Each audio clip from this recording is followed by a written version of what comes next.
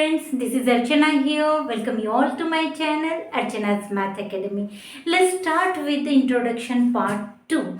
And in this introduction part 2, we will see what is quadrilateral, then kinds of quadrilateral and their properties. Okay, so let's start with the quadrilateral. तो हमने देखा in previous video we see in introduction part 1 हमने देखा है कि different names of polygons depend on the different number of sides in polygon. Okay, तो जैसे कि 3 साइड्स है तो हम उसे ट्रायंगल बोलते हैं, and if 4 sides are there then we are saying it is a quadrilateral. That means what is quadrilateral? Polygon in which 4 sides are there. ठीक है, तो क्या हमें पता चला यहाँ से कि quadrilateral is the polygon in which 4 sides are there. So I am drawing here 4-sided polygon. तो ये suppose I am drawing here square. ठीक है, one more figure I am drawing here. It is a rectangle. Okay, suppose I am drawing one random figure that is called as a trapezium actually. Okay, we will see this. तो ये 3 figures मैंने निकाली है and all figures having 4 sides. Similarly 4 angles are there. ठीक है, तो ये 4 angles and 4 sides जिसमें रहता है उसे हम क्वाड्रिलैटरल बोलते हैं. That is quadrilateral. अब देखिए ये क्वाड्रिलैटरल में all sides are equal. All sides are equal. ठीक है, तो इसे हम क्या करेंगे, बोलेंगे रेगुलर क्वाड्रिलैटरल. तो ये क्या हो जाएगा, रेगुलर क्वाड्रिलैटरल. ठीक है, ये रेगुलर क्वाड्रिलैटरल को हम बोलते हैं square. Okay, but in this figure this opposite sides are equal. ये रेक्टेंगल है और इसमें क्या होता है, अपोजिट साइड्स इक्वल रहते हैं. तो ये जो है all sides are not equal. All sides equal नहीं है, ओनली अपोजिट साइड्स इक्वल है, इसलिए ये हो जाएगा इर्रेगुलर क्वाड्रिलैटरल. ठीक है, ये इर्रेगुलर क्वाड्रिलैटरल हो जाएगा जिसे हम क्या बोलते हैं, rectangle. Okay, similarly this is trapezium. Okay, in which all 4 sides are different in length. तो ये क्या हो जाएगा, irregular quadrilateral हो गया. That means it is clear कि quadrilateral क्या होता है, it may be regular या फिर irregular हो सकता है. Only the condition is that it should be a polygon of 4 sides. अगर 4 साइड्स है तो ज्वाइन करने के बाद हमें 4 एंगल्स मिलेंगे ही. तो quadrilateral means 4-sided polygon. Clear it is? Now one more thing, that in quadrilateral sum of all angles in quadrilateral is 360. Quadrilateral कोई भी रहे, रेगुलर रहे, इरेगुलर रहे, बट अगर वो क्वाड्रिलैटरल है तो sum of all angles is 360. That is, for example हम इसे देखते हैं, ये वाला ले लेते हैं trapezium. Okay, so 1 2 3 4 angles are there. 1 2 3 4. तो angle 1 plus angle 2 plus angle 3 plus angle 4 is equals to sum of all angles is equals to 360 degrees. Okay, similarly here also this angle 1, angle 2, angle 3 and angle 4 is equals to 360 degrees. That means in any quadrilateral कैसे भी type का रहेगा, regular रहेगा, irregular, तो sum of all angles, all means 4 angles, sum of 4 angles is 360. Okay, now let's see kinds of quadrilateral. So let's see first one, trapezium. So this is a quadrilateral. Trapezium माने क्या है, a quadrilateral with a pair of parallel sides. माने एक pair जो है इसमें एक pair okay, एक पेयर जो है पैरेलल साइड्स है। तो suppose I am drawing this quadrilateral, see here you can see I am going to label this A, B, C, D.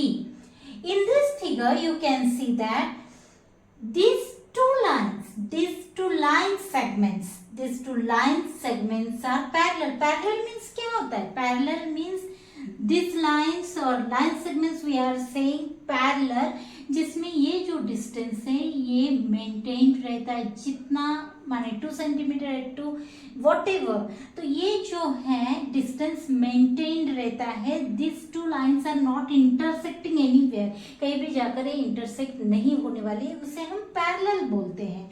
तो यहाँ पे देखिए, यहाँ पे ये दो लाइन सेगमेंट है A B and D C, ये क्या है? Parallel line segment. A B is parallel to line segment which DC is it, means एक पेयर जो है ये पैरेलल साइड्स है, ठीक है।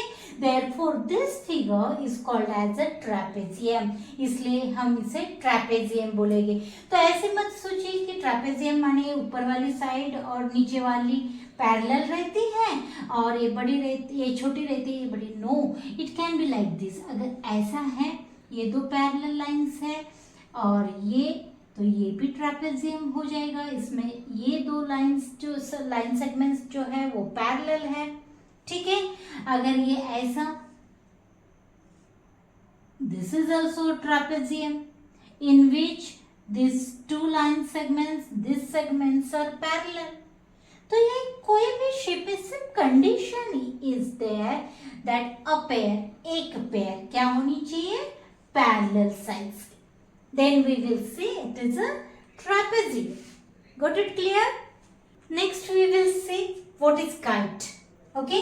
तो काइट क्या, किसे बोलते हैं? कौन से क्वाड्रिलेटरल को हम काइट बोलेंगे?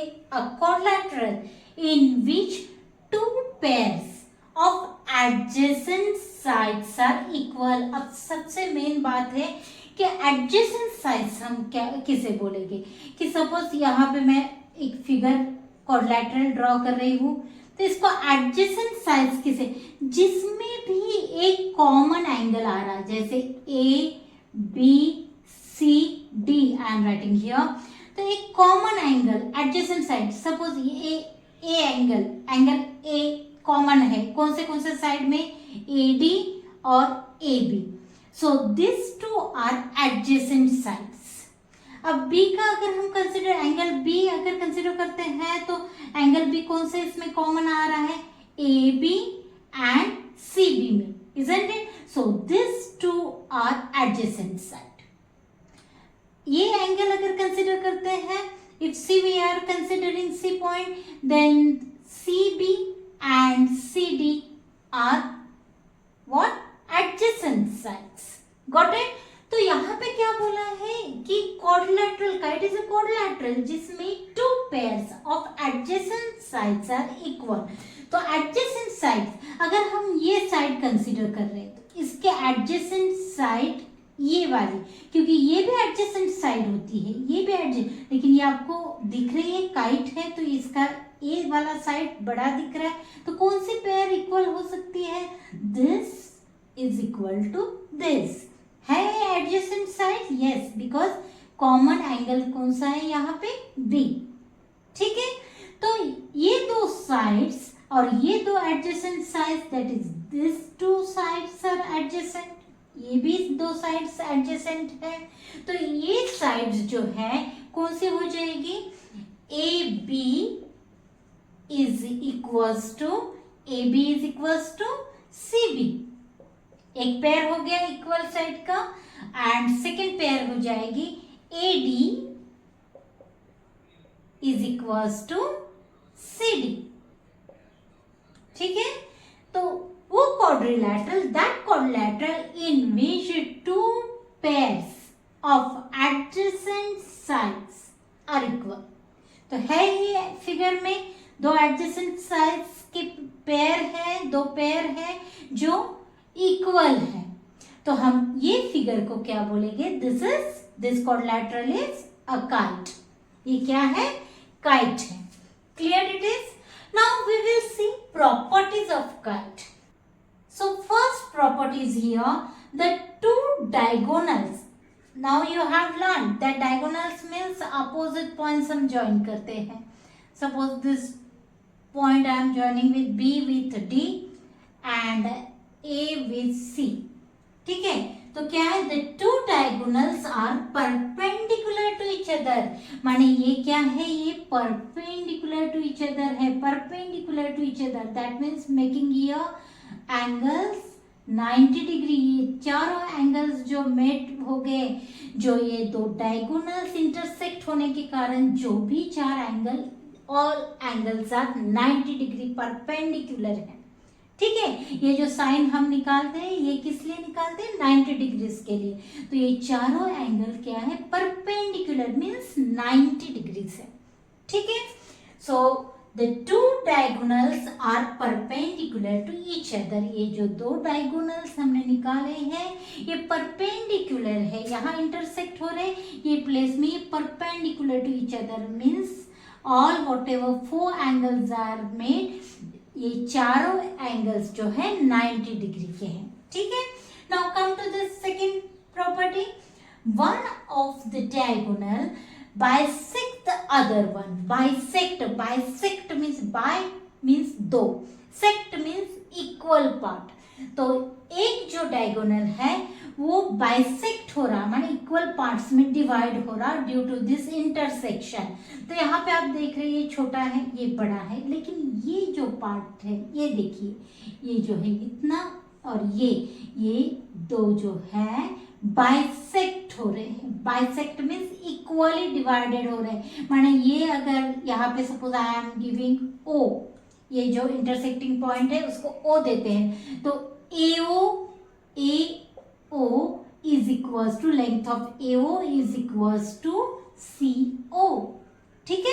माने ये जो इतनी अगर 3 सेंटीमीटर लेंथ है तो ये भी 3 सेंटीमीटर लेंथ होगी. Why I am telling this? Because we are going to use this properties in exercise. Okay, that's why I am telling. तो मीनिंग समझ में आया? बाइसेक्ट का क्या हुआ कि ये जो दो साइड है AO and OC are equal in length. Clear? Now come to third property. Angle A is equals to angle C. ये जो एंगल है ये angle is equals to this angle. That means angle A is equals to C. आपको दिख रहा है कि ये बाइसेक्ट हो रहा है, ये बाइसेक्टेड एंगल है.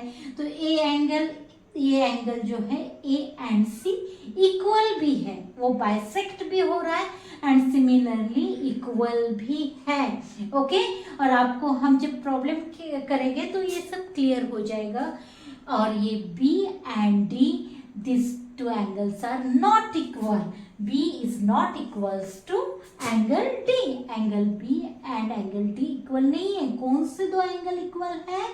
ये जो हमने बाइसेक्ट लाइंस निकाली है ना, ये डायगोनल जो निकाले जोड़े हैं, वो दो एंगल्स इक्वल भी है. ये जहां से हमने ये डायगोनल निकाला है जो इक्वल पार्ट्स में डिवाइड हुआ है इंटरसेक्टिंग पॉइंट के कारण, वही दो एंगल्स जो है इक्वल होते हैं इन काइट. Got it? ये प्रॉपर्टीज अच्छे से जान लो because this properties we are going to use in problems during exercise. Okay, so I think I will stop here in this introduction part 2. Remaining I will take in introduction part 3. So let's meet in introduction part 3. Thank you for watching.